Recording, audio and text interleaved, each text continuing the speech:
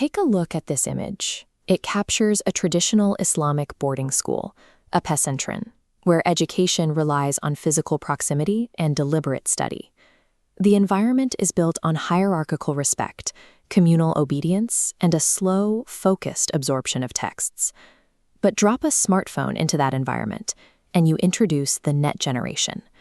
Suddenly, that closed ecosystem faces a sudden influx of high-speed information and boundaryless virtual freedom.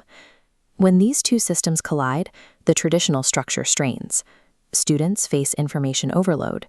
The anonymity of the internet breeds cyberbullying, while the ease of search engines creates a direct path to academic plagiarism. This creates a systemic conflict. The deliberate, hierarchical moral framework of the institution is suddenly forced to share space with a digital culture that values speed and anonymity above all else. For many schools, the default response to this disruption is geographical prohibition, simply banning smartphones and keeping devices outside the gates. But at MADDI Lilbanat Ujung Lare, administrators realized that physical confiscation is an incomplete strategy. A geographical ban cannot protect students once they leave the campus environment. Their solution is the active engineering of digital Akhlakul Karimah, or digital character. They achieve this through a rigorous application of the POAC management framework: planning, organizing, actuating, and controlling. Surviving digital disruption requires systematic management and active cyber leadership rather than reactive isolation. To build that leadership, the school first mapped the threat. Don Tapscott identifies several traits of the net generation, but two in particular threaten traditional character: the expectation of instant speed and the demand for absolute freedom. The demand for speed directly erodes the traditional Islamic value of tabayyun, or careful verification. When students prioritize speed over accuracy, it manifests as digital plagiarism.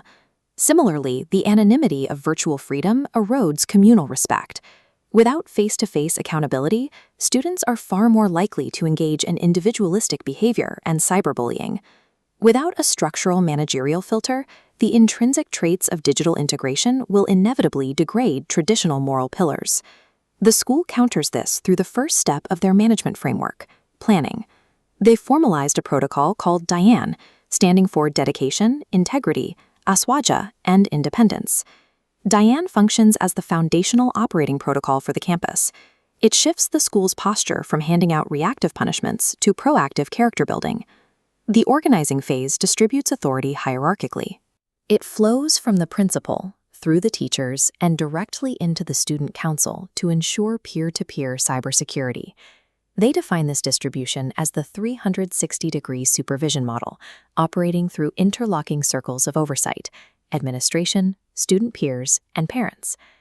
This distributed authority creates a comprehensive support net that catches behavioral deviations that traditional, top-down-only disciplinary models miss.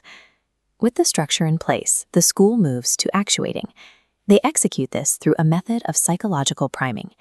Immediately before any academic session involving digital engagement, students participate in communal Quranic reading. This practice is led by teachers modeling uswa hasana, or leadership through example. It shifts the student's psychological baseline from reactive digital consumption to deliberate, mindful engagement.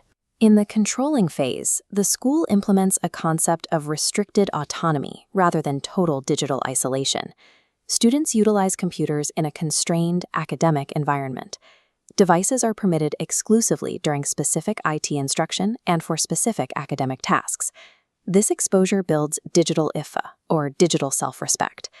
Students practice navigating the digital world under supervision to build immunity to its darker elements. Yet, the internal system has a primary external point of failure. The study identifies this as the domestic digital divide. The 360-degree supervision model shatters when students return home for holidays to environments where parents lack digital literacy. Relying entirely on geographical, institutional containment is a temporary measure. Without integrating external stakeholders, the system will eventually degrade. Despite those vulnerabilities, the POAC framework successfully converted digital threats into academic accelerators. The campus recorded a measurable reduction in cyberbullying, alongside a surge in academic independence. Students began leveraging their restricted autonomy to access ebooks and international journals. Effective cyber pedagogy transfers oversight from the external structure of the institution to the internal moral navigation of the student. True digital character management survives the domestic digital divide when the protection becomes an internal psychological trait rather than an external structural rule. For educational administrators, surviving the modern digital era requires a fundamental shift, moving from basic technical literacy to active, visionary cyber leadership. Formalizing written digital guidelines like the Diane program must replace ad hoc reactive punishments. Traditional educators must now transform their roles from mere knowledge transmitters into cyber navigators. Preserving traditional moral frameworks in the digital era requires moving past reactive rules toward a sophisticated, architectural approach to character management.